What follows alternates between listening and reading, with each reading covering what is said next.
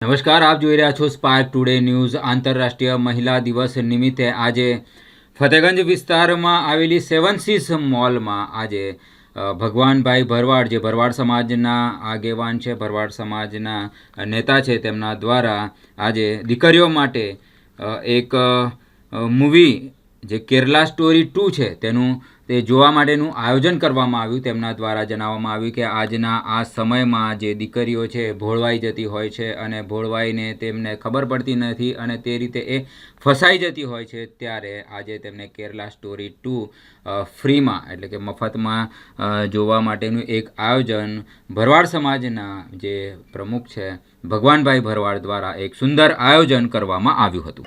આજે woman day પણ છે, બહુ મોટો દિવસ છે લેડીઝો માટે, છોકરીઓ માટે. અને આજે કેરલા સ્ટોરી 2 અમે મૂવી જે છે, જે રિયલ આધારિત છે, જે ચાલે છે દેશમાં, એ મૂવી આજે દીકરીઓને બતાવવા લાયા છે, છોકરીઓને, કે જેથી કરીને કોઈ નરાધમ આતંકવાદી પ્રવૃત્તિ કરનારો એના હાથમાં કોઈ નિર્દોષ છોકરીઓ આવી ના જાય.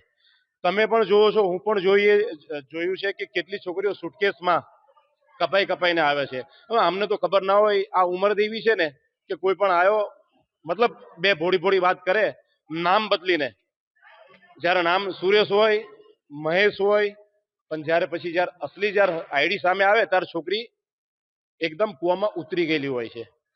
એટલે આજે જેટલી પણ દીકરીઓને અવેરનેસ આવે એની માટે કેરલા સ્ટોરી 2 બતાવવા લાયા છે કે કોઈ પણ છોકરી કોઈ નરાધમ ના હાથમાં ના આવે અને એલર્ટ રહે.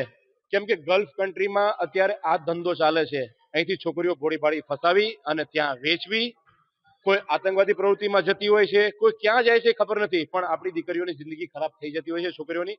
આજે નાની મોટી એક આપણે શો રાખ્યો હતો કે જેથી કરીને નાની મોટી અવેરનેસ આવે છોકરીઓમાં કે કોઈ પણ એપમાં, કોઈ પણ કોન્ટેક્ટમાં જ્યાં સુધી 100% ટચ ના થઈએ ત્યાં સુધી કોઈ નરાધમના કે કોઈ પર વિશ્વાસ કરવો નહીં. આ એક સંદેશા માટે અમે આ મૂવી જોવા માટે અહીંયા આવ્યા હતા. જેટલી આપણી દીકરીઓ હતી 30-40 અને હજુ આવી રહી છે, બસ આ કાર્યક્રમ રાખ્યો હતો.